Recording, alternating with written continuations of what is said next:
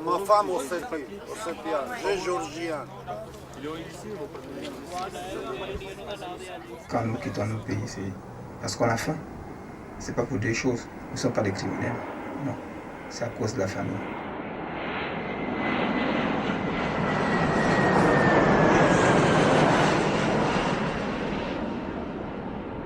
Je m'appelle Taoui, je viens de Mongolie.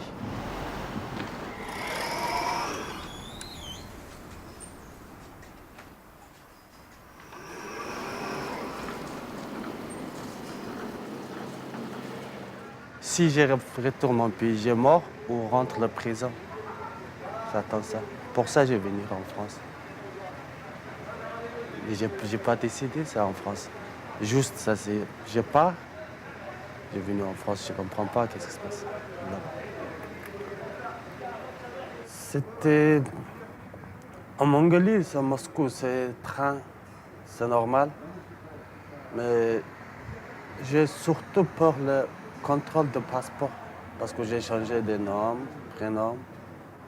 Après, j'ai demandé à Moscou, en Paris, pour le camion.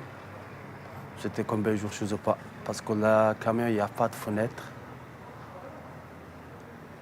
Il n'y a pas de droit à descendre du camion. On a mangé là-bas, juste pain, de l'eau. On a tous peur parce que le chauffeur, il dit, si le flic arrête, c'est vraiment un grand problème.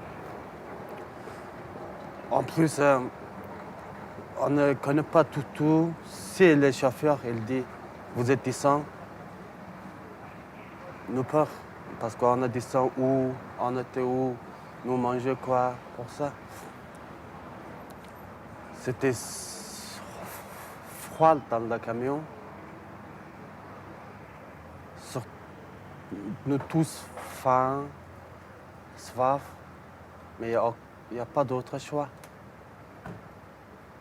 Surtout, on a peur de la police de contrôle. Mais quand j'arrivais, c'est pas pareil du tout. Je demande de logement, je demande travail, mais c'est pas possible, c'est interdit de demander asile.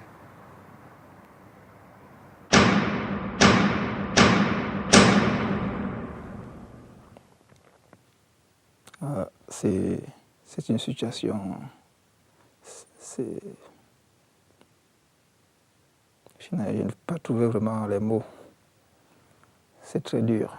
J'étais trois semaines dans la rue, à Paris. Un très grand choc, franchement, que j'ai ressenti. Dans la rue,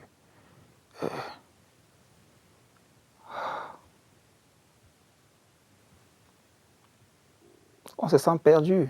C'est le stress, c'est constamment du stress. Même pendant le sommeil, lorsqu'on sonne à la porte, on sonne au portail,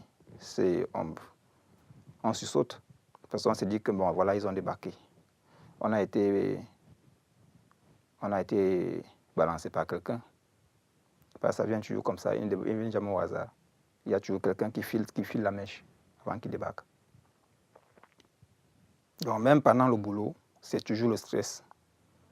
Même dans la rue, quand on marche dans la rue, c'est le stress parce qu'on ne sait pas, on peut être au mauvais endroit, au mauvais moment. J'étais vraiment en colère déjà contre les Européens. Ça, c'est ce que moi j'ai ressenti. J'ai eu de la haine pour les Européens. Et après, bon, au fil du temps, moi, je me suis rendu compte qu'en fait, même, c'est notre système, c'est nous. Je pense que c'est nous aussi en partie. Nous aussi, les Africains en partie. Nous y sommes pour beaucoup. Et je pense qu'arrêter l'immigration, ce ne serait pas possible. Ça ne va jamais être possible parce que c'est les êtres humains qui travaillent partout. Quel qu'en soit le système qu'ils auront mis sur pied. Lorsque les gens ont faim, n'importe qui, il faut qu'ils fassent quelque chose. Même vous-même. Lorsqu'il y a la bouffe, il y a assez de bouffe pour tout le monde, entre les humains, on va s'entre-déchirer. C'est des guerres. Chacun part de son côté. Celui qui peut traverser, il traverse. Il tente sa chance. Mais celui qui peut égorger pour manger, il va égorger. C'est la loi de la nature. Donc, actuellement, là, nous vivons Je ne sais pas, bon.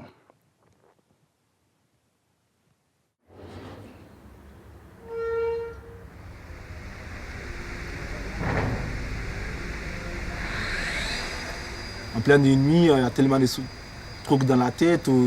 En pleine nuit, tu fais des rêves ou je ne sais pas. Et à la force, souvent, tu ne dors pas bien, quoi, parce que quand tu fais des rêves, telle image que tu vois, tu te dis, ben merde, qu'est-ce que ça veut dire ça? Il y a quoi encore? Qu'est-ce qui va m'arriver là? Ça t'empêche pendant une semaine ou 2 semaines ça, de dormir, quoi, parce que tu t'es posé énormément de questions. Bon, ce jour-là, personne ne savait que ça allait venir comme ça. On était au moins 23 personnes. On ne savait pas que ça allait passer aussi comme ça, quoi. Surtout les matins, à 4 h du matin, tu te lèves dans le lit, tu es pressé à aller au boulot. Et voilà, quoi. Au moins pour 23, il y avait au moins 61, 62 policiers. Et monsieur, s'il vous plaît, présentez votre pièce d'identité. Ben, je me voyais déjà au pays, quoi.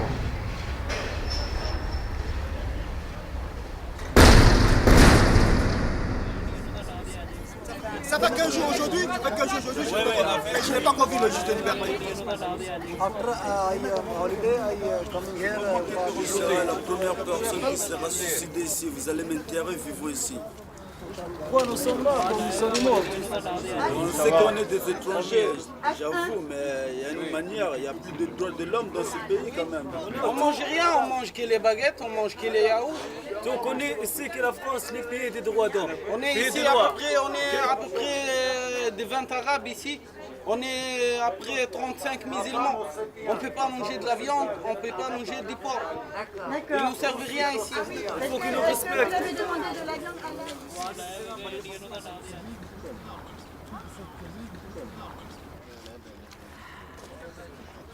Mais en même temps, l'officier là, il m'a dit qu'il va me coincer, quel que soit que je dois faire, il va toujours me poursuivre. Arrivé ici, il a fait déjà les déclarations ici au camp.